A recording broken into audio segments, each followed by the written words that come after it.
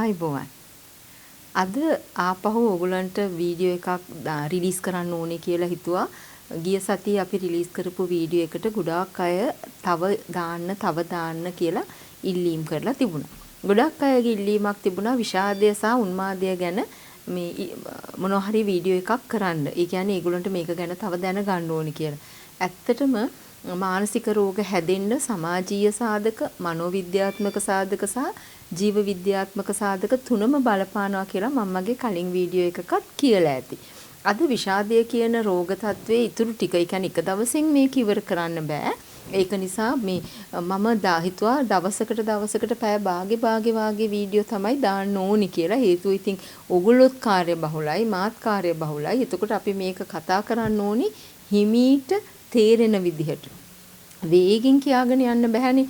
මං මේ මානසික රෝග ගොඩාක් වැළඳෙන අය දන්නේ නැහැ ඒගොල්ලන්ට මානසික රෝග තියෙනවා කියලා. වටේ පිටේ ඉන්න අයට තමයි යාට මානසික රෝගයක් කියලා තේරෙන්නේ. වටේ පිටේ අයට තේරෙන්නත් කලින් සමහර වෙලාවට Tamanටම තේරිච්ච අයත් මාව මුණ ගැහෙන්න ඇවිත් තියෙනවා. ඉතින් අපි අද කතා කරමු මේ විෂාදයේ රෝගේ අපි ඉවර කරපු වීඩියෝ එකේ මට මතකයි මම කිව්වා මේ රින සිතුවිලි එනවා කියලා. Taman ගැන රින සිතුවිලි, ලෝකය ගැන රින සිතුවිලි, වටාපිටාව ගැන රින සිතුවිලි එනවා කියලා තමයි ඉවර කරේ. දැන් මම අද කතා කරන්න මට මුණ ගැහිච්ච කාන්තාවකගේ කතාවෙන්. හැබැයි හිතන්න එපා මේක ඔබේ කතාව කියලා. මේ විදිය කතාවක් මම ඕගොල්ලන්ට කියන්නම ඕනේ. මේ කාන්තාවට තිබුණු ප්‍රශ්නේ තමයි ඇයට නැති කියලා කිසිම දෙයක් නැහැ. ඒ කියන්නේ ඊටාම හොඳ වාහන, ඊටා විශාල සුකෝපභෝගී නිවාස, ලස්සන දරුවෝ 3 දෙනෙක්, ව්‍යාපාරික සැමිය. හැබැයි මේ කාන්තාවට කිසිම සතුටක් නැහැ හිතේ. එයාට හැමදේම එපා වෙලා මේ නිින්ද යන්නේ නැහැ, කන්න බෑ. එතකොට කිසිම මේ දෙයක් පටන් ගන්න හිතෙන්නේ නැහැ. මැහුමක් ගත්තොත් ඒක අතෑරලා දානවා. කේක් එකක් හදන්න ගන්නවා බෑ කියලා හිතෙනවා. ළමයි කෑ ගහනකොට තරහ යනවා. ඉතින් දැන් ඒ වගේ තත්වයක් යටතේ තමයි මාව මුණ ගැහෙන්න එන්නේ. ඒ මුණ ගැහෙන්න ඇවිල්ලා අය කියන කතාව අහගෙන ඉන්නකොට ඒකේ ඇතුලේ වෙන කතාවක් තියෙනවා කියලා මට තේරුණා. ඇතුලේ තියෙන කතාව තමයි මේ කාන්තාවගේ සැමියාට සල්ලි තියෙනවා. මේ කාන්තාවගේ සැමියා යාට හැමදේම දීලා තියෙනවා. ඒ කියන්නේ නිල වාහන, ගෙවල්, ඒ සියල්ලම රියදුරෙක් එක්ක තමයි ගමන් එහෙට මෙහෙට යවන්නේ. හැබැයි හදිස්සියවත් දෙහි ගෙඩියක්වත් ගන්න ඕන වුණොත් එයාට කියලා මුදලක් නැහැ. ඒක හොඳට ඉගෙනගත්ත කාන්තාවක් මෙයා. ඒ වුණාට හොඳට ඉගෙන ගත්තා වුණාට මහත්තයා කියලා තිනවා දැන් රස්සාව කරන්න එපා. ඔයා අස් වෙන්න. ළමයි බලාගෙන ගෘහණියක් විදියට ඉන්න කියලා. ඉතින් ප්‍රේම කරන කාලේ මේක ගැන එච්චර දුරට හිතන්නේ නැහනේ. ඉතින් හා මං එහෙම ඉන්නම් කියලා එනවා. හැබැයි ගෙදර දිගටම ඉන්නකොට ඔන්න ඉතින් පටන් ගන්නවා ගැටුම්. ඊට පස්සේ මේ කාන්තාවට හරි ලැජ්ජයි. ඇත්තටම දැන් එයාගේ ගෙදර අත් උදව්වට එන්න ගෑනු කෙනා කියනවා නෝනා සල්ලි දෙන්නකෝ මං දෙහිලා ස්ප්‍රේ සීනි අරන් එන්න.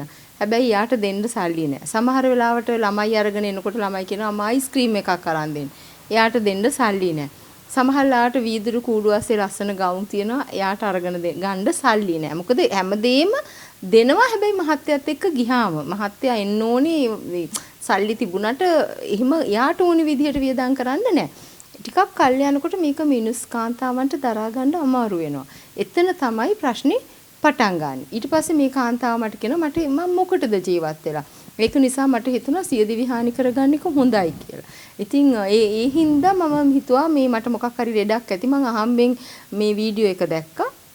ඒක නිසා මට ඇවිල්ලා කතා කරන්න ඕනි කියලා හිතුණා කියලා. ඉතින් මේ තත්ත්වයේ උඩ එතන තව දෙයක් තිබුණා. දැන් මේගොල්ලෝ මේ සාදවලට එහෙම යනවා. යන්න කලින් සැමියා කියනවා ගියාට කමක් නැහැ. ඩාන්ස් කරන්න බෑ. සින්දු කියන්න බෑ. ගිහින් කාලා ඉඳගෙන ඉඳලා එන්න ඕනේ කියලා. එතකොට යා හිමි වෙලානේ. මුල කාලේ මෙයා ඒකට කැමති වුණා. පස්සේ යා දකින්නවා සැහැල්ලුවෙන් හැසිරෙන කාන්තාව. ලිප්ස්ටික් ගාගෙන මූණ ලස්සනට පාට කරගෙන කොණ්ඩ මෝස්තර දාගෙන ඉන්න කාන්තාව. හැබැයි මෙයාගේ සැමියා ඒ කිසි දෙයක් කරන්න දෙන්නේ නැහැ. එතකොට වෙන්නේ ඉච්ඡා බංගත්වයට පත් වෙනවා. ඒ දීර්ඝ කාලීනයක් මේ පීඩාකාරී තත්ත්වයේ ඉවස ගන්න බැරුව ඇය විෂාදය කියන මානසික රෝග තත්ත්වයට ගොදුරු වෙනවා. දැන් අපි බලන්නේ විෂාදය කියන මානසික තත්ත්වයට ගොදුරු වෙන අයට බලපාන සිතුවිලි වල වෙනස්කම් අපි දා කතා කරා රින සිතුවිලි එනවා කියලා. ඒ රින සිතුවිලි වල දැන් Taman ගැන එන රින සිතුවිලි මොනවද කියලා තමයි අපි කතා කරන්නේ. ඊට කලින් අපි මේක හිතන්න ඕනේ මේක සයිකෝසියානු වර්ගයේ මානසික රෝගයක්. සයිකෝසියානු සහ නියුරෝසියානු මානසික රෝග කියලා මානසික රෝග කොටස් දෙකකට බෙදනවා. මේක මේ ගොඩක් ඇකඩමික් කියලා හිතන්න එපා. නමුත් ඉතින් මේක දැනගෙන හිටියොත් අඩු ගානේ ඔයගොල්ලන්ට ඉන්ටර්නෙට් එකෙන් හරි සර්ච් කරලා බලන්න පුළුවන්. ඒ ගොඩාක් විස්තර මං කියන්නේ නැති ඉඳ නේද? දැන් මේ මානසික රෝග සයිකෝසියානු නියුරෝසියානු කියලා මෙහෙම බෙදනකොට මට එක දෙයක් මතක් වුණා. මම ඔයගොල්ලන්ට මතකද මං ගිය සැරේ කිව්වා ප්‍රමාණාත්මකව දුක වැඩි කියලා මේ විෂාදයේ රෝග තත්ත්වේ. දැන් මගේ ළඟට ආපු එක කාන්තාවක් අඬනවා ගොඩාක් අඬනවා. දැන් යාට අවුරුදු 58ක් විතර ඇති. එයා අඬනවා මං ඇහුවා ඉතින් අඬන්න ඇරලා බලාගෙන ඉඳලා ඇහුවා ඇයි අඬන්නේ? මට දරුවෝ දෙන්නෙක් හිටියා. මේ එක දරුවෙක් තව දරුවෙක් ලැබෙන්න ආවා. ඒ දරුවා මාස 8ේදී ඉපදිලා නැති වුණා. අවුරුදු දැන් යාට වයස 58යි. නමුත් අර මරණයක් වුණා වාගෙම දැන් මේ මොහොතේත් මගේ ඉස්සරහා අඬනවා. ප්‍රමාණාත්මකව දුක වැඩි නම් ඒක මානසික රෝගයක්. ඒ කියන්නේ අපි මේක මේ තේරුම් ගන්න නෑ ගොඩක් වෙලාවට අනේ පවුනේ ළමයා නැති වුණානේ එහෙම කියලා හිතනවා. නමුත් හොඳට මතක තියාගන්න මේ දුක දිගට පැවතුනහම ඒක ඇත්තටම විෂාදයේ තත්ත්වයක්. අපි ඇත්තටම වියෝදුක උපදේශනය කියලා දෙයක්ුත් කරනවා. ඒ කියන්නේ ග්‍රීෆ් කවුන්සලින් කියලා.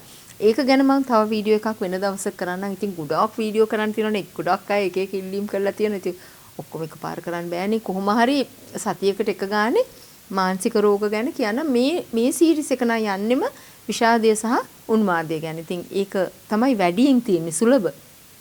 ඒ වගේම ගොඩක් අය පීඩාව විඳින්නේ කියන්නේ වටේ ඉන්න අය පීඩාව විඳින්නේ මේ වගේ තත්ත්ව නිසා. මාව හම්බෙන්නේ එක පිරිමි දරුවෙක් ආවා. ඉතින් එයාගේ බිරිඳ මේ පෙළෙන රෝග තත්ත්වය ගැන තමයි කිව්වේ. එයා මහා ලොකු මේ අධ්‍යාපනයක් ලැබපු කෙනෙක් නෙවෙයි. 6 පන්තියට විතර ගිහිල්ලා ඊට පස්සේ වෙල්ඩින් වැඩවලට ගිහිල්ලා දැන් ඒ කරන්නේ ඒ වගේ වැඩ. ඒ කියන්නේ ඔය ජනල් කුරු පාසනවා ඒ වගේ දේවල් තමයි කරන්නේ. ඉතින් එයාට ඒ බිරිඳගේ වෙනස තේරුණාම හිතුවා මේක මානසික රෝගයක් වෙන්න ඇති. මම මේකට ගිහින් බෙහෙත් ගන්න ඕනි කියලා. ඒක නිසා මම ඔබට කියන්නේ මේකට උගත්කමක්, නූගත්කමක්, බුද්ධියක්, පෝසත්කමක්, ඒ සමාජ ස්තරයක් මේ කිසි දෙයක් බලපාන්නේ නැහැ. මම මේක හැමතිස්සෙම කියනවා. මනසක් ඕන කෙනෙකුගේ මනස තුවාල වෙන්න පුළුවන්, රිදෙන්න පුළුවන්. අසනීප හැදෙන්න පුළුවන්. අපි ඒක නිසා මේ විෂාදය ගැන හොඳටම දැනගෙන ඉන්න එක හොඳයි. දැන් මං කියවනේ ප්‍රමාණාත්මකව රිනසිතුවිලි වැඩි තමන් ගැන රිනසිතුවිලි කොහොමද කියලා අපි ඉස්සෙල්ලා බලමු. තමන් ගැන එන රිනසිතුවිලි මොනවද? තමන්ගේ ආත්ම අභිමානිය බිඳිලා යනවා. තමන්ම තමන්ට බැන ගන්නවා. මං හින්දා තමයි මේක උනේ. මං නැත්තම් මේක වෙන්න විදිහක් නෑ. අයියෝ මම තමයි වැරදිකාරයා. ඔගොල්ලෝ කී දෙනෙකුට එහෙම හිතනවද කියලා හිතලා බලන්නකෝ. ඒ වගේම නෙගටිව් ඉවැලුවේෂන්. ඒ කියන්නේ මට කොච්චර දේවල් තිබුණත් අයියෝ මට නෑනේ. දැන් මං කිව්වේ මං හම්බෙන්න ඉන්න ගොඩක් අය හිතනවා අපිට සල්ලිත් තියෙනවා, ගෙවලුත් තියෙනවා, කාරුත් තියෙනවා. ඒ වුණාට සතුටක් නෑනේ කියනවා. ඉතින් ඒ කියන්නේ අර රින මේ තමන්ව රින අගය කිරීමක්. තමන්ව අගය කරගන්න. මේ ආත්ම අභිමානීය බිඳුවයි. ආත්ම ශක්තියක් නැහැ. ඒ වගේම කිසිම මේ සිතුවිලි වල වෙනස්කම් මම මේ කියන්නේ තමන් ගැනම හරිම වැරදකාරී හැඟීමක් තියෙන්නේ. මුළු ලෝකය ගැනම තියෙන රින සිතුවිලි. දෙන්නේ ඈත කතා කර ඉන්නවා දැක්කොත් හිතනවා අනිවාර්යෙන් මං ගැන වෙන්න ඇති මේ දෙන්න මේ කතා කරන්නේ උන්න කතාව නැවැත්තුවා කියලා. විෂාදීය රෝගයක් තියෙන කෙනෙකුට එහෙම හිතෙන්න පුළුවන්. කාර්යාලවල ඕගොල්ලෝ ඕන තරම් මේ තත්ත්වෙට මූණ දීලා ඇතිනේ. සමහර අය ඇවිල්ලා අර දෙන්න මං ගැන කතා කරා කියලා කියනවා. ඊට පස්සේ අනාගතය ගැන තන්නේ කරම රින සිතුවිලි. බලන්න කොහලා කොහොමද ජීවිතය කියලා ඔයගොල්ලෝ අහනවා නිකන් යනකම කොහොමද ජීවිතය. එතකොටම දැනගන්න පුළුවන්. වැඩන්නේ මොකද ඉතින් ඔහේ ඉන්නවා මැරෙනකන් ජීවත් වෙන ඕන ඔය වගේ තමයි කියන්නේ. කිසිම නෑ අර මේ නිකන් පණ තියෙන ගතියක් නෑ. ඒක මූණෙන්ම පේන මන් දන්නේ. මට නම් හොඳටම තේරෙනවා. ඉතින් එහෙම ඇහුවාම කියනවා ඇටි. ඒගොල්ලෝ එහෙම හිතනවා විතරක් නෙමෙයි. ඒ දුක අනිත් අයටත් බෝ කරනවා. ඒක කොහොමද කරන්නේ? දැකපු ගමන් අහනවා මොකද කළු වෙලා? අයියෝ ඇදිලා ගිහිල්ලා නේද? පෝ බලන්නත් බෑ කෙට්ටු වෙලා. ලෙඩ වෙලා හිටියද? අර බලනකොට ගොඩක් මහන්සිලා තමයි මේ ඇඟ අඩු කරගෙන තියෙන්නේ. ඔහොම ඔය වගේ දේවල් ඇහුවාම මිනිස්සුන්ට ඒවා ඉක්මනට ඇබ්සෝබ් වෙනවා. නරක සිතුවිලි. ඒක තමන්ටත් රින සිතුවිලි තියෙනවා. අනුන්ටත් රින සිතුවිලි බෝ කරනවා. ඒ සිතුවිලි වල ඇතිවන වෙනස්කම්. මම දැක්කා ගොඩාක් අය මෙසේජ් කරලා තියෙනවා පිට රටවල් වල ඉඳන් විශේෂයෙන්ම මැද පෙරදිග කලාපේ රටවල් අපේ ගෘහ සේවය සඳහා ගිය අහිංසක සහෝදරියෝ වෙන්න ඇති අම්මලා වෙන්න ඇති. මට ඕගොල්ලෝ ගැන දුකක් තියෙනවා. ඕගොල්ලන්ට මට කතා කරන්න වෙලාවක් දෙන්න ඕනේ. ඕගොල්ලන්ගේ ප්‍රශ්න අපි විශ්ලේෂණය කරලා බැලුවාම පේනවා පුංචි විෂාද රෝග තත්වලින් ඕගොල්ලෝ පෙළෙනවා. ඒකට හේතුව හුදෙකලාව සමාජ හුදෙකලාව කියලා මම කියවනේ දන්න අඳුරන අයගෙන් ඈත් වෙලා දන්න අඳුරන මිනෑදෑයන්ගෙන් ඈත් වෙලා දරුවෝ දාලා සැමියා දාලා වගකීමක් අරගෙන රිස්ක් එකක් අරන්නේ ඕගොල්ලෝ යන්නේ. ඒ කියන්නේ අවදානමක් අරගෙන යන්නේ. සමහරවිට ඕගොල්ලෝ ඒ සල්ලි හම්බ කරගෙන එනකොට මෙහි සියල්ලම අවුල් වෙලා තියෙන්න පුළුවන්. හැබැයි දැන් මේ කොවිඩ් වසංගතයේ හින්දා සමහරට මේ ඔය විරැකියාව කියන ප්‍රශ්නේ ඉඳ ඉඩ තියෙන නිසා මට කියන්න බෑ. නමුත් නැත්තම් බැලුවාම සමහරලාට ලංකාවේ සුළු ව්‍යාපාරයක් හරි කරගෙන හිටියොත් ඔය වගේ හම්බ කරනවට වඩා ඔබට ලාභ ලබන්න පුළුවන් කියලා අපි ගණන් බලලා තියෙනවා. ඉතින් මේ විෂාද රෝග තත්ත්වයෙන් පෙළෙන අය සහ කතා කරන මැද පෙරදිග ඒ වගේම ලෝකේ වෙනත් රටවල් වල ඉන්න මට ආදරය කරන ශ්‍රී ලාංකික සහෝදර සහෝදරියන්ට අම්මලා තාත්තලාට දුවලා පුතාලාට මම කියන්න කැමති ඉතා ඉක්මනින් මම ස්කයිප් තාක්ෂණය ඔස්සේ ඔබත් සමග කතා කරන්න ක්‍රමයක් හදලා ඒ ගැන මම වීඩියෝ එකකින්ම දාන්නම්. දැනටත් මම WhatsApp ඔස්සේ ඔබත් එක්ක කතා කරනවා. ඉතාම හදිසි අවශ්‍යතා සහිත මගේ මේ සහෘදයන් සඳහා. මෙතනදී මම කතා කරන්න ඕනේ මැද පෙරදිග ශ්‍රමිකයෝ ගොඩාක් කියන්න බැරි තරම් ප්‍රමාණයක් මට දුරකථන ඇමතුම් දෙනවා. මගේ සායනයට කතා කරනවා, මගේ FB එකට දානවා. ඒ හැමෝගෙම පැමිණිල්ල තමයි මේ කොරෝනා කාලේ ඒගොල්ලන්ට ආදායමක් නැහැ. සමහරලාට රැකියාව අහිමි වෙලා. දැන් ගෙදරට සල්ලි එවන්න ඕනේ. ගත්ත ණය ගෙවන්න ඕනේ. දරුවන්ගේ ඉගෙනීමට වියදම් කරන්න විදිහක් නැහැ. ඇත්තටම රජයක් විදියට මේ වෙලාවේ උදව් කරන්න විදියකුත් නැහැ. මොකද මේක ගෝලීය වසංගතයක්. ඒ ගෝලීය වසංගතයේ වෙලාවේ අපිට පුළුවන් කමක් නැහැනේ ආස්‍යන්තරා තුටි පොළවල් අරින්න කියන්නත් බෑ. මිහින් උදව් කරන්න කියන්නත් බෑ. උදව් කරන්න විදියකුත් නැහැ. ඉතින් මං කාරුණික ඉල්ලීමක් කරන්න කැමතියි. මම දන්න මගේ හිතවත් අයත් ඉන්නවා. මිලියන ගණන් පඩි ගන්න අය. ඉතින් මේ කියන්නේ ලොකු වෘත්තිකයෝ එක රටවල් වල මැද පෙරදිගත් එහෙම ඉන්නවා. මම දන්නවා බැංකු වල ඒ වගේම රෝහල් ශාස්ත්‍රයේ ගණකාධිකරණ ශාස්ත්‍රයේ තව ඉහළ ශාස්ත්‍රවල ඉන්නවා. ඒගොල්ලන්ට පුළුවන් මේ අපේම ශ්‍රමිකයෝ වෙනුවෙන් මොකක් හරි උදව්වක් කරන්න. සමහරට යා ටිකට් එක ගන්න සල්ලි නැහැ. සමහරට බෝඩින් ගාස්තු ගෙවන්න සල්ලි නැහැ. සමහරට ආහාර ගන්න සල්ලි නැහැ. ඒකට අපිනේ මේ වෙලාවේ උදව් කරන්න ඕනේ නේද? ඒක නිසා අපි ඒගොල්ලන්ට උදව් කරන්න පුළුවන්ද කියලා මම ආදරෙන් ඉල්ලීමක් කරනවා. ශ්‍රී ලාංකීය වියදම් කරන්න පුළුවන් වෘත්තිකයෝ මේ රටවල් වල ඉන්නවා නම් තමන්ගේ සහෝදර ජනතාවට ඔබේ පිහිට අවශ්‍යම වෙලාව තමයි මේ. කරුණා කරලා අපි මේ සමහරවිට අපිට සතුටු වෙන්න පුළුවන්. පින කියන්නේ මෙහෙම කරන දෙයක් තමයි. ඒක නිසා මෙහෙම දෙයක් කරන්න පුළුවන්ද කියලා හොයලා බලන්න. සමහරට ඔබේ ළඟම ඉන්න කෙනා ඉල්ලන්නේ නැති වෙන්න පුළුවන්. හැබැයි යා ඉන්නේ අධික පීඩාකාරී තත්වයක වෙන්න පුළුවන්. සමාජ ස්තර නිසා එහෙම නැත්නම් වෙන හේතු නිසා කියන එකක් නෑ මට සල්ලි දෙන්න කියලා. හැබැයි අහලා බලන්න, හොයලා බලන්න, උදව් කරන්න. විශේෂයෙන්ම මැද පෙරදිග ගෘහ ආශ්‍රිත රැකියාවලට ගිය අය, රියදුරු රැකියාවල් වලට ගිය අය, බර වාහන එළවන අය මේ වෙලාවේ ගොඩක් අසරණ වෙලා ඉන්නේ. මම ඒක දන්නවා. ඒගොල්ලෝ මට පුද්ගලිකව කතා කරනවා. සමහර අය ඇත්තටම කියනවා මට ගන්න සල්ලි නැහැ. ඒක නිසා පුළුවන් නම් මට කෝල් එකක් ගන්න. එහෙම කියන අයත් ඉන්නවා. මම ආපහු ඒගොල්ලන්ට කතා කරනවා මට පුළුවන් විදිහට. ඒ කියන්නේ එච්චරට අසරණයි ඒගොල්ලෝ. පුළුවන් කෙනෙක් ඉන්නවා නම් මේගොල්ලෝ කට්ටියක් විදිහට එකතු වෙලා හරි මේක කරන්න. ඇත්තටම මේ ආත්මෙම පළ දෙන පිනක් ඒක. ඒක කරන්න පුළුවන් නම් ලොකු දෙයක්. ඒකත් මේ වෙලාවේ මතක තියාගන්න. දැන් ඊට පස්සේ අපි කිව්වනේ සිතුවිලි වල වෙනස්කම් ගැන අපි කතා කරා. දැන් අපි කතා කරන්නේ ඉමෝෂන්ස්. එහෙම නැත්නම් හැඟීම් වල වෙනස්කම්. හැඟීම් වල වෙනස්කම් තමයි වැදගත් වෙන්නේ. සිතුවිලි නිසා හැඟීම් හට ගන්නවා. හැඟීම් නිසා චර්යාව වෙනස් වෙනවා. මම එදත් කිව්වනේ එහෙම තමයි මානසික රෝග අඳුර ගන්න පුළුවන්. සිතුවිල්ල මොකද්ද? එයාමව දාලයයි. ඊට පස්සේ හැඟීම මොකද්ද? දුක, එපා වීම, කලකිරීම. චර්යාව මොකද්ද? කන්නේ නැහැ, බොන්නේ නැහැ, නිදාගන්නේ නැහැ, රණ්ඩු වෙනවා, කිසි වැඩක් කරන්නේ නැහැ. තේරුණා නේද? මම උදාහරණයක් විදිහට කිව්වේ. දැන් අපි කියවනේ සිතුවිලි වල වෙනස්කම් ගැන කතා කරා. දැන් අපි කතා කරන්නේ හැඟීම් වල වෙනස්කම්. උනන්දුව අඩුකම, එපා වීම, කඩිසරකමක් නැහැ. ඒ වගේම කලකිරීම, අසරණ බව මේ වගේ දේවල් ගොඩක් තියෙන්න පුළුවන්. මේ ඔක්කොම ඇත්තටම හැඟීම් වල ඇතිවන වෙනස්කම්. මේ 6ක් 7ක් තියෙනවා. ඉතින් ඒවා දැන් මහන්සියට මෙහෙම ගිහිලා කෙනෙක් ඉතින් උනන්දුවක් නෑ, වැඩක් නෑ කියලා හිතලා හාන්සිලා ඉන්නකොට දැන් හැබැයි එක දෙයක් තියෙනවා. දැන් ඕගොල්ලෝගේ මහත්තුරු කාර් එක පැය ගාණක් ට්‍රැෆික් එකේ එළවලා එක්ක බස් එකේ වරු ගාණක් ඇවිල්ලා ගෙදර ඇවිල්ලා මොම මහන්සි පිට හාන්සිලා ඉන්න පුළුවන්. එතකොට මට කෝල් කරන්න එපා. අපේ මහත්තයාට විශාදේ මාත් එක කතා කරන්න එපා වෙලා ඉන්නේ මේක ඒක නෙවෙයි මේ කියන්නේ. මේක වෙන්නේ එකක්. එහෙම පටල ගන්න අය අපෝ හරියට කතා කරනවා. ටක් ගාලා අනිත් කෙනාට විෂාදය කියලා හිතන. එහෙමනම් හිතන්න එපා. මේ දෙක තුනම තියෙන්න ඕනේ. දැන් මම කිව්වේ එතකොට ඔන්න හැඟීම් වල වෙනස්කම්. මතකයිනේ හැඟීම් වල වෙනස්කම් මේ මොනවා කරත් කිසි දෙයකට කැමැත්තක් නැහැ. එපා වෙලා වගේ කලකිරිලා දුක ප්‍රමාණාත්මකව දුක වැඩි දුක ගැනම කියවනවා. ඒක තමයි හැඟීම්. සිතුවිලි ඊට පස්සේ අපි කතා කරා හැඟීම් ගැන. දැන් ඊට පස්සේ අපි කතා කරන්නේ මේ චර්යාවේ ඇති වෙන වෙනස්කම්. ඒ වගේම මම පොඩි දෙයක් කියන්න ඕනේ. ওই විෂාදයේ හැදිච්ච අය ගොඩක් වෙලාවට කෙලින් මෙහිම මූණ දිහා බලාගෙන කතා කරන්නේ නැහැ. ඒගොල්ලෝ කොයි විදිහටද දන්නවද ඉන්නේ? දැන් මුණ ගැහුනාම ඔයගොල්ලන්ට දැනගන්න පුළුවන් අර කළා ඔහම එල්ලගෙන වගේ ඉන්නේ. මෙහෙම කට දෙපැත්තෙන් එල්ලීලා මෙහෙම වැක්කිරිලා ඉපා වෙලා මෙහෙම දැක්කහම මූණේ කිසි ප්‍රභාවක් නැහැ. ඒ වගේම සමහරලාට නළලේ මෙහෙම දිගාතට, ඒ කියන්නේ හරස් අතට නෙමෙයි දිගාතට ඉරි තියෙන පුළුවන්. අර මෙහෙම කරගෙන ඉන්නකොට ගොඩක් වෙලාට බලන්න දැන් මට ඉතින් හිනාත් යනවා ඕගොල්ලෝ මේක බලලා ළඟම ඉන්න කෙනා දිහා බලයිද දන්නේ ඉරි තියනවාද කියලා. එහෙම ලේනුන්ගේ පිටමැද වගේ ඉරි තියන්නේ නැහැ. එහෙම බලන්න එපා. ඕගොල්ලන් කණ්ණාඩි වලින් ගිහින් බල රැඩි කර බලන්නත් එපා. මේක හැම ඒ කියන්නේ එහෙම හොයන්න බෑ. ඉතින් හැමතිස්සෙම එබියවි බැලුවට.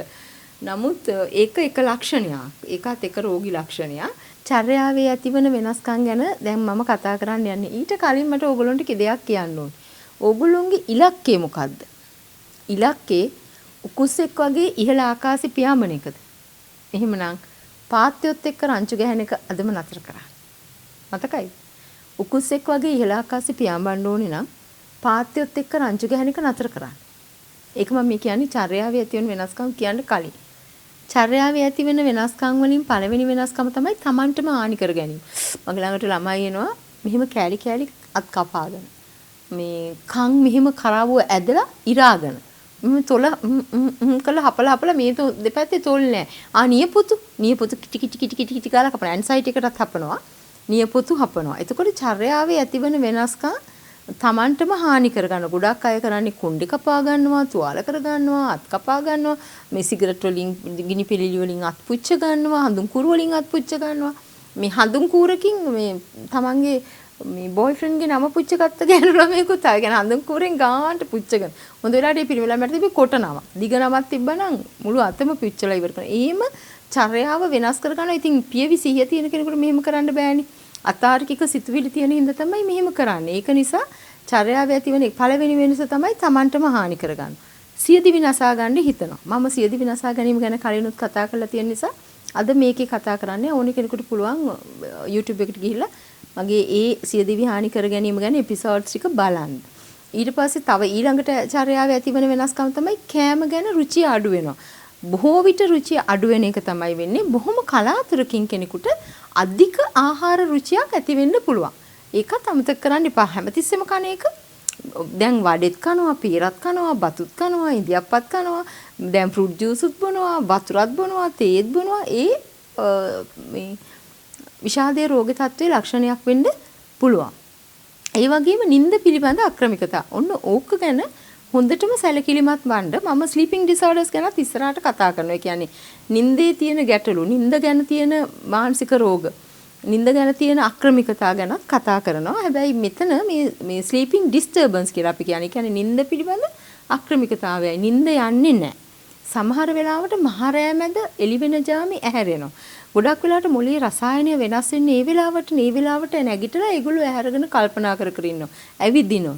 හිතන්න බැරි වැඩ කරනවා. දැන් මන් දන්න එක කාන්තාවක් හිටියා. මෙයා ජීවත් වුණේ අපාර්ට්මන්ට් එකක. ඒ අපාර්ට්මන්ට් එකේ මෙයා රෑ 3ට 2ට නැගිටලා වොෂින් මැෂින් එක දානවා. ඒ වොෂින් මැෂින් එකේ එලාම් එකක් සද්ද වෙනවා. මේ කැරකිලා ඉවර වුණා. දැන් මොකද වෙන්නේ? මුළු අපාර්ට්මන්ට් එකේම ඉන්න ගෙවල් 16ෙම ඉන්න මිනිස්සුන්ට නිදිය ගන්න නැහැ. පාන්දර 3ට රාංගාලා වොෂින් මැෂින් එක වැදිනකොට ඉතින් කවුරුවත් අඳුරගත්තේ නැහැ මෙයාට තිබුණේ විෂාදය කියලා. ඒ වගේම ලිංගික චර්යාවන් ප්‍රතික්ෂේප කරනවා. විවාහක ජෝඩුවක් නම් බොහෝ විට sexual activity, sexual behavior එක change වෙනවා. ඒක විෂාදයේ එක රෝග ලක්ෂණයක්. අනේ බෑ. අනේ මට කැමති නැහැ. මම ආස නැහැ. ඒ වගේ දේවල් කියලා හැමදාම ලිංගික හැසිරීම, ලිංගික චර්යාවන් ප්‍රතික්ෂේප කරනවා. ඔන්න ඕවා අපි ගන්නේ ඇත්තටම චර්යාවේ ඇතිවන වෙනස්කම් විදිහට තමයි. ඉතින් ඒකත් මේ ඊටාම හොඳින් මතක් කරගන්න දැන් මම ඔබට ඉගැන්නුවා සිතුවිලි වල වෙනස්කම් ඇති වෙනවා. ඒ වගේම හැඟීම් වල වෙනස්කම් ඇති වෙනවා. ඊට පස්සේ චර්යාවේ වෙනස්කම් ඇති වෙනවා. නැවත මම ඔබට මතක් කරොත් සිතුවිලි නිසා හැඟීම් හට ගන්නවා. හැඟීම් නිසා චර්යාව වෙනස් වෙනවා. එතකොට සමහර මේ එක එක ගුරුකුලවල මේක එක එක විදිහට වෙනස් කරනවා. දැන් සිග්මන්ඩ් ෆ්‍රොයිඩ් මහත්තයා කියනවා මනස තමයි මූලික කියලා. තව ගුරුකුලයක් කියනවා නැහැ චර්යාව තමයි මූලික වෙන්නේ මේ කෙනෙක්ගේ හැසිරීමට. තව ගුරුකුලයක් කියනවා නැහැ මේ ප්‍රජානනීය තමයි මේ කෙනෙක්ගේ හැසිරීමට මූලික වෙන්නේ කියලා. ඒව ගැන අපි වෙන වෙනම පස්සේ දවසක කතා කරමු. දැන් අද මේ විෂාදය ගැන කියනකොට මේ තුන හොඳට මතක තියාගන්න. ඔබට තියෙනවා නම් ඔබ වටේ ඉන්න කෙනෙකුට තියෙනවා නම් අනිවාර්යෙන්ම මේක බෙහෙත් ගන්න ඕනේ තත්ත්වයක්. ඒ කියන්නේ මොළයේ රසායනික වෙනස් වීමක් වෙලා නම් මේ විදිය දේවල් වෙන්නේ. විෂාදය හොඳ කරන්න පුළුවන්. මානසික රෝග අතර හිම්බිරිසාව වගේ. අමාරු නෑ. ඉතින් ටික දවසක් බේත් දීවහම මේ රසායනික සමතුලිත වෙලා සාමාන්‍ය ජීවිතයට ආපහු එන්න පුළුවන්. ඒ නිසා ඒකට බය වෙන්නත් එපා, ලැජ්ජ වෙන්නත් එපා. ගොඩාක් අපි ලැජ්ජ වෙන්නේ අර ස්ටිග්මා ඇන්ඩ් ඩිස්ක්‍රිමිනේෂන් කියන එකෙන්ද. ඒ කියන්නේ වෙනස් කොට සලකයි. එහෙම නැත්නම් අපිව මේ මානසික රෝගයක් කියලා කොන් කරයි. ඒ වගේ පවුලයට කරදර වෙයි යන්නේ. ඒ වගේ දේවල් හිතලා තමයි එහෙම කරන්නේ. මම නම් ඉතින් ඒකින්ද කියන්නේ මානසික රෝග ගැන තියෙන සාහිත්‍ය අඩුයි කියන එක මම කලිනුත් කතා කරා. කරුණා කරලා තමන් වටේ එහෙම කෙනෙක් ඉන්නවා නම් හොඳට මතක් කරලා මේකට බෙහෙත් අරන් දෙන්න. හොඳ කරන්න පුළුවන්. මේ ගැන තියෙන සාහිත්‍ය අඩු නිසා තමයි මේ ප්‍රශ්න. ඉතින් හැමතිස්සෙම ඒ වගේ කෙනෙකුට ආදරේ, දයාවේ, දයත දිගු කරන්නම ඕනේ. එහෙම නැතුව එක්කෙනෙකුට විතරක් එයාව හොඳ කරන්න වගකීම බාර දෙන්න එපා. අපි හැමෝම එහෙම විෂාද රෝග තත්වයකින් පෙළෙන කෙනෙක්ව රැක ගන්න ඕනේ. ඒක අපේ යුතුයකම, ඒක අපේ වගකීම. ඒ වගේම disease, disability, death කියන තුනත් මේ විෂාදයේ රෝග තත්වයක් එක්ක එන්න පුළුවන්. disease කියන්නේ මොනවද? හදවත් රෝග, පිළිකා, ඒ වගේ රෝග තත්වයන් නැති වෙන්න පුළුවන්. සමහරවිට අපි දන්නේ නැහැ මේ විෂාදයේ රෝග තත්වයක් එක්ක තමයි මේවා එන්නේ කියලා. හැබැයි දියවැඩියා වගේ රෝග තත්ත්ව විෂාදය නිසා ඉන්න පුළුවන්. ඉතින් ඒක නිසා ගොඩක් අයට දැන් ස්ට්‍රෙස් එකට දියවැඩියාව ආවා කියලා එහෙම කියන්නේ. ඒක නිසා ඒක හොඳ කරන්න පුළුවන්. ඒ වගේම අකර්මණ්‍ය වෙන්න පුළුවන්. සමහර අය එනවා මගේ අත පන නැහැ, කකුල පන නැහැ හැම කියලා. සමහර අයට මේ ඇහෙන්නේ කියා බාධ තියෙනවා. ඒ වගේ ප්‍රශ්න තියෙනවා. ඒක වෙන්නත් පුළුවන්. ඒ වගේම ඩෙත් ගොඩක් වෙලාවට මරණය කියන්නේ සියදිවි හානි කර ගැනීම වගේ දෙයකින් කෙලවර වෙන්නත් පුළුවන්. ඒ නිසා තමයි මම මේ කියන්නේ මේක අපිට වළක්වන්න පුළුවන්. අපි වළක්වන්න ඕනේ කියලා. මම ඔයගලන්ට මගෙත් එක්ක අත්වැල් බැඳ ගන්න කියලා නිරන්තරයෙන්ම ආරාධනා කරන්නේ ඒකින්ද. දැන් අපි ඊට පස්සේ බලන්න ඕනේ මේක රෝගය මතු කරන සාධක, අවදානම වැඩි කරන සාධක සහ පවත්වාගෙන යන සාධක. ඒක දැනගත්තොත් හොඳයිනේ. එතකොට මේ සාධක ඕගලන්ට අඩු කරන්න පුළුවන්. අපි බලමු මේ සාධක මොනවද කියලා. අවදානම වැඩි කරන සාධක වලින් පළවෙනි සාධකය තමයි ජානමය සාධක. මව, පියා හෝ ඒ පවුල, ඒ මවගේ හෝ පියාගේ පවුල ආශ්‍රිතව කාට හරි මානසික රෝගයක්, විෂාද රෝග තත්ත්වයක් වැඩිලා තියෙනවා නම්, සියදිවි නසා ගැනීම ඉතිහාසයක් තියෙනවා නම් විෂාදයේ රෝග තත්ත්වයක් හැදෙන්න තියෙන ඉඩකඩ වැඩි. ඒක නිසා තමයි අපි ගොඩක් වෙලාට කියන්නේ අර නෑනා අයිති මස්සිනාටයි නෑනෝ මා හැර යන්න එපා කියලා කවි කිව්වට නෑනම කසාද බඳින්න එපා කියලා. මොකද ලේන ඥාතිත්වයේ ආවහම දෙපැත්තෙම එන්න තියෙන අවදානම වැඩි. ඒක නිසා තමයි කවිවල සින්දුවල එමෙ කිව්වට කමන්නේ නෑනලා මස්සිනාලා විවාහ වෙන එක ඒ තරම්ම හොඳ නෑ කියලා තමයි අලුත්ම විදියට වෛද්‍ය විද්‍යාවේ පිළිගන්නේ. ඒක නිසා නෑනා ගැන මේ හිතන්න එපා. ඉතින් නෑනාට ආදරේ වුණාට අකමැත්තෙන් වුණත් ඒ ආදරේ නවත්තන්න වෙනවා. මොකද ජානමය හේතු බලපාන්න පුළුවන් මේ විදිය රෝගවලට. ඒක නිසා පළවෙනි අවදානම් වැඩි කරන සාධකය තමයි ජානමය සාධක. ඊළඟ සාධකය තමයි අඳුරු ව්‍යසනකාරී ළමාවියක් තිබීම. ඔන්න ඒකෙදී ඔයගලන්ට වගකීමක් තියෙනවා. අපි හිතමු ඔයගලන්ට දැන් ළමයි ඉන්නවා. මේක අහන්නේ අම්මයි තාත්තයි. ඔයගලන්ට රණ්ඩු වෙන්න හිතෙනවා. දැන් මහත්තයා කාත් එක්ක හරි කතා කරා කියලා හරි නෝනා ගිහිල්ලා නැටුම් කරා කියලා හරි එහෙම නැත්නම් නෝනාගේ වියදම වැඩි කියලා හරි ඔයගලන්ට රණ්ඩු වෙන්න ඕනේ. රණ්ඩු වෙන්න ඕනේ නම් දැන් මේ කාලේ නම් ඒත් බෑ. ළමයි ගෙදරනේ. ළමයි ඉස්කෝලේ යන වෙලාවෙ නිමාඩුවක් දාලා හරි හොඳට රණ්ඩු වෙන්න. ඊට පස්සේ ආයේ දෙකට විතර සටන් විරාමයක් තියන්න. ඉස්කෝලේ රෙගුලර් එනවනේ. ඊට පස්සේ කණ්ඩ බොණ්ඩ දීලා ඔක්කොම කළා දැන් ටියුෂන් යවනවනේ. ඔයගොල්ලෝ ටියුෂන් යවනවනේ අපි කිව්වත් නැතත්. ඒ ගියාට පස්සේ ආයෙ රණ්ඩු වෙන්න. එහෙම නැත්තම් නිවාඩුවක් දාලා යන්න මුහුදු වෙරළකට එහෙම නැත්තම් හොඳ ওই දෙන්නට කැමති තැනකට ගිහිලා ඇති තරම් රණ්ඩු වෙන්න. මොකද දන්නවද? දරුවෝ ඉස්සරහා රණ්ඩු වෙනකොට ඒගොල්ලන්ට අයිති වෙන්නේ අඳුරු ව්‍යසනකාරී ළමාවියක්. අවුරුදු 12ට අඩු ළමයෙකුට අම්මා හරි තාත්තා හරි අහිමි වුණාම ඒකත් හරි නරක විදියට අනාගතයේදී මානසික රෝගයක් හැදෙන්න බලපාන්න පුළුවන්. ඒක නිසා අම්මා හරි තාත්තා හරි මැද පෙරදිග යන්නේවා රටවල් වලට රස්සාවල් වලට යන්නේවා මං කියන්නේ දැන් රටවල් වල ඉන්න අය හිතයි ඉතුරු අපි මොකද කරන්නේ අපි කොහොමද හම්බ කරන්නේ හැබැයි දැන් ඉතින් තාක්ෂණීය දියුණුවනේ ඔයගලන්ට පුළුවන් නේ දරුවොත් එක්ක සම්බන්ධ වෙන්න ඕගොල්ලෝ හරිම ආරක්ෂිත තැනකද දරුවා නතර කරලා තියෙන්නේ කියන එක හිතේ බලන්න.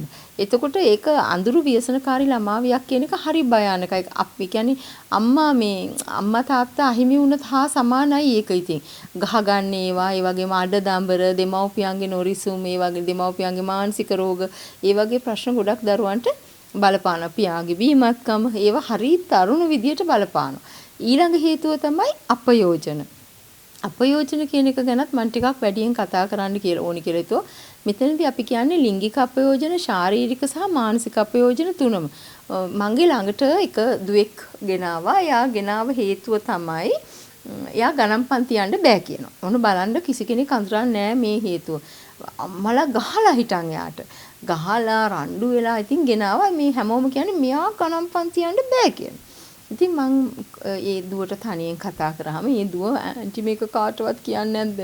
මං කිව්වා නෑ පුතේ මං කාටවත් කියන්නේ නෑ. ඉතින් දැන් මෙතනදී මම මේක කියන්නේ සිද්ධියක් වශයෙන් මිසක් මේ ඒ දරුවාව මේවා කරන්න නෙමෙයි අපහසුතාවයටපත් කරන්න නෙමෙයි. නමුත් මේක ඕගොල්ලන්ගේ දරුවන්ටත් වෙයි කියලා දැනගන්න ඕනේ. ඒ ටියුෂන් දෙන්න කියලා ගෙන්න ගත්තේ ඇත්තටම රජයේ ගුරුවරයෙක් නෙවෙයි. වෙන මොකක් හරි අධ්‍යාපන ආයතනයක උසස් අධ්‍යාපනය ලබන අවුරුදු 19ක 20ක විතර පිරිමි දරුවෙක්. ඉතින් මේ දරුවා කරන්නේ අර උගන්නන ගමන් අනවශ්‍ය විදිහට මේ පුංචි ගෑනු ළමයාව අතපත ගන්නවා. දනිස් දෙක ඊට පස්සේ කකුලෙන් උඩට ජුට්ටක් අත ගන්නවා වෙන වෙන දේවල් කියනවා වැරදි රූප පෙන්නනවා. එතකොට මේ ළමයාට හරි පිළිකුලක්. මෙයා පුංචිනේ. හැබැයි මේක මෙයාට අම්මලාට තාත්තලාට කියන්න බෑ. කියන්න ආරක්ෂිත නැහැ. අම්මයි තාත්තයි හැමතිස්සෙම රණ්ඩු වෙනවා. ඉතින් මෙයා බයයි ඒක කිව්වහම තවත් රණ්ඩු වෙයි. මම නිසා මේ දෙන්න රණ්ඩු වෙයි කියලා මෙයා මේක කිව්වේ නැහැ. කොච්චර පීඩනයකටපත් වුණාද කියලා හිතන්න පුළුවන් ද ඕගලන්ට? මේ ළමයා තනිකරම සබන් කන්න පටන් ගත්තා. ඒ කියන්නේ තනිකරම ඔය රෙදි හොදන සබන් අර ලේනෙක් මීයක් කනවා වගේ වටේට කනවා. මට ඒක පෙන්වන්න විදියක් නැහැ. මගේ ළඟ ඒ සබන් කෑල්ල තිබුණා. දැන් මේ වෙලාවේ පෙන්වන්න විදියක් නැහැ. හරියටම මීයක් කාලා වගේ මුළු සබන් කෑල්ලම කනවා. කොලේකුත් තියලා තමයි සබන් කෑල්ල කන්නේ.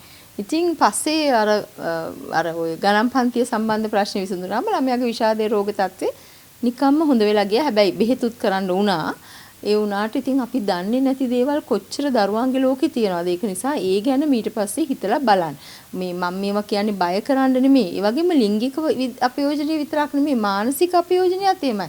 අයියෝ ඔයා කලුයිනේ. අපි විහිළුවට එහෙම කියනවා. අන්න ඔයාගේ තාත්තට ගහලා ඔයාගේ අම්මා පාරේ වැටිලා එහෙම කියනවා. එතකොට ඒව ළමයින්ට නරක විදියට බලපානවා. කිසි වෙලාවක ළමයින්ට ඒ වගේ දේවල් කියන්න එපා. මට මතකයි අපි පුංචි කාලේ ඔය සමහරලාවට පුංචි ළමයිගේ ඇඳුම් කඩලා hina වෙන වැඩිහිටියෝ හිටියා. එතකොට විහිළු කරන වැඩිහිටියෝ හිටියා. පසු කාලීනව ඒගොල්ලෝ සමහර වෙලාවට මානසික රෝග තත්ත්ව වලින් පීඩා වින්දා. ඒක නිසා මම ඕගොල්ලන්ට කියන්නේ ළමයින්ට එහෙම මේ තදබල විදිහට මානසිකව අපයෝජනය කරන්න එපා. ශාරීරිකව අපයෝජනය කරන්නත් එපා. සමහර අය ගහනවා, පිච්චෙනවා, මේ කණෙන් අදිනවා, සෙනග ගොඩක් මැද තරවටු කරනවා. හරිම නරකයි ඒක. ඒක නිසා ඒක කරන්නත් එපා. ඔන්න දැන් ඒ අවදානම වැඩි කරන සාධක. දැන් බලමු පවත්වාගෙන යන සාධක මොනවද කියලා. පවත්වාගෙන යන සාධක තමයි ඇත්තටම ගෘහස්ථාතතිය සහ වැඩපළි ආතතිය. ඒතකොට පවත්වාගෙන යන සාධකවල මම කිව්වේ ගෘහස්ථාතතිය ගැන. ඒ වගේම මේ වෙලාවේ ඕගොල්ලන්ට කියන්න ඕනේ ඕගොල්ලෝ දාන හැම මැසේජ් එකකටම මට ආපහු උත්තරයක් දෙන්න විදියක් නැහැ, රිප්ලයි කරන්න විදියක් නැහැ. අධික කාර්යබහුල තත්ත්වයක මම ඉන්නේ. කතා කරන්න විදිහක් නැති වෙන්න පුළුවන්. හැබැයි මම ඔබේ හැම මැසේජ් එකක්ම කියවනවා. ඒ වගේම අගයක් වටිනාකමක් දෙනවා. ඒ වගේ මේවා මාව තව ධෛර්යමත් කරනවා. මම ඇත්තටම බලනවා කොච්චර මේ කමෙන්ට්ස් ඇවිල්ලාද කියලා. ඒතර මේ කමෙන්ට්ස් දැක්කම මටත් සතුටක් හිතෙනවා. අනේ අපි මොනවා හරි රට වෙනුවෙන් දෙයක් කරනවානේ කියලා. ඉතින් ස්තුතියි මාත් එක්ක දිගින් දිගටම රැඳිලා ඉන්නවට නැවත වතාවක්. ඒ වගේම මේ ඒවා තමයි මාව ධෛර්යමත් කරන්නේ මේවා ගැන කතා කරන්න. ඒක නිසා මම අමතක කරන්නේ නැහැ. හැබැයි ඉතින් රිප්ලයි කරේ නැහැ කියලා තරහ වෙන්න එපා. ඔයගොල්ලන්ට තේරෙනවානේ මං ඉන්නේ ලොකු කාර්යබහුල තත්ත්වයක කියලා. ඒක නිසා ඒ ගැන අමනාප වෙන්නවත් තරහ වෙන්නවත් එපා.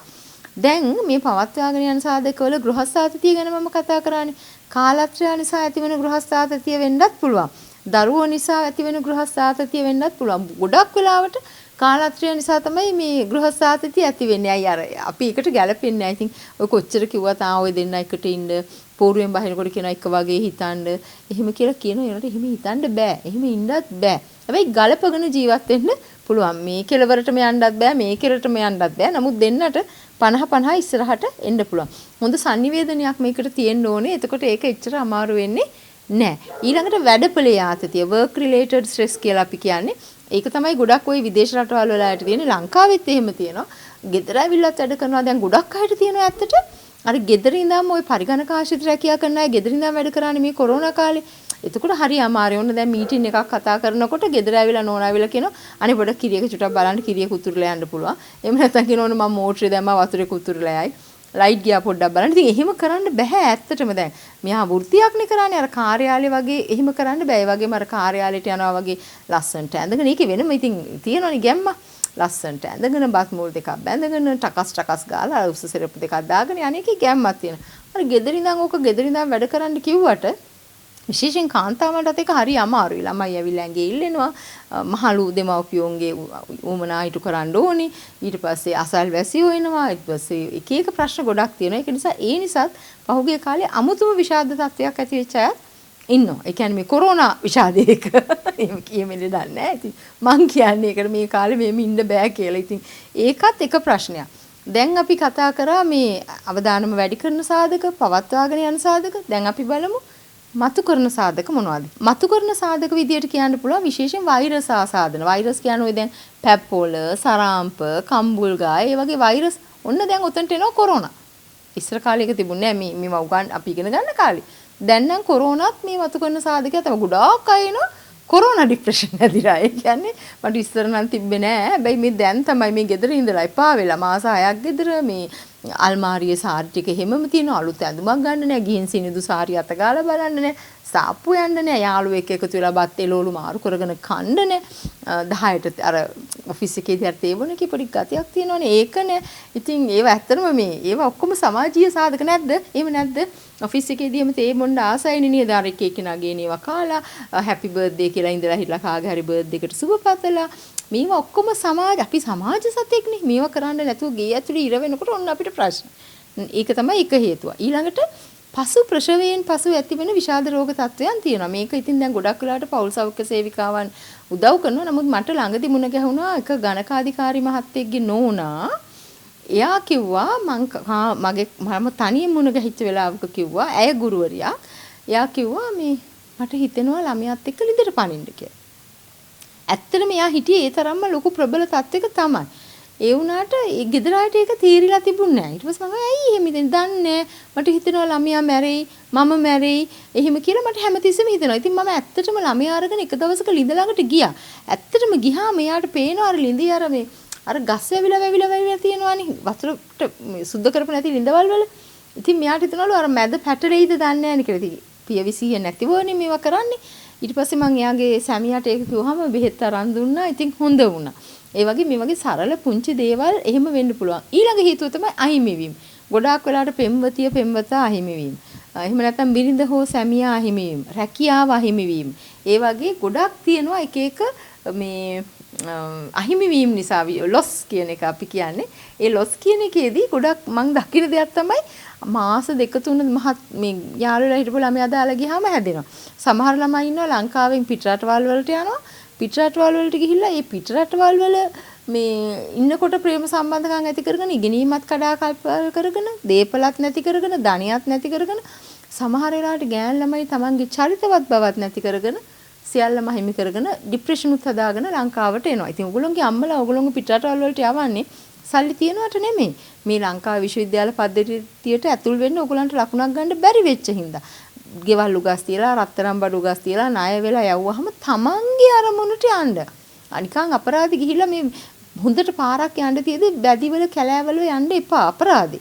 ඊට පස්සේ HIV වගේ රෝග තත්ත්වයන් තිබුණොත් සමහරවිට පිළිකා වගේ රෝග තත්ත්වයන් තිබුණොත් එහෙම මේක මතු කරන සාධකයක් විදිහටත් ඒක බලපාන්න පුළුවන්. දැන් මතකයිනේ අවදානම වැඩි කරන සාධක, මතු කරන සාධක, පවත්වාගෙන යන සාධක කියන තුන ගැනත් මම ඔන්න ඉගන්නවා. ඉතින් මේ සාධක තුනින්ම මිදෙන්න ඕගලන්ට පුළුවන් වෙන්න ඕනේ. එහෙම නොවුනොත් විෂාදය කියන්නේ හැදෙනවා කියලා නෙමෙයි මං කියන්නේ.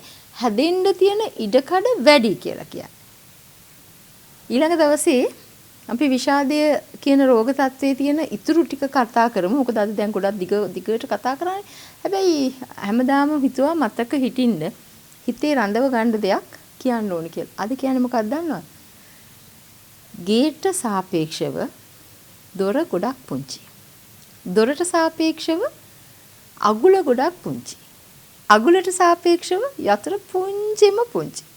හැබැයි ඒ පුංචි යතුරෙන් තමයි විශාල ගෙදරට යන දොර අරින්නේ. ඒක නිසා ඕගොල්ලෝ පුංචි කියලා හිතන්න එපා. ඕගොල්ලෝගේ අනාගතයට යතුර අතේ තියාගෙන විවෘත කරගෙන විශාල නිවසකට ඇතුල් වෙන්න. සුබ දවසක් එහෙනම් ගිහින් එන්න.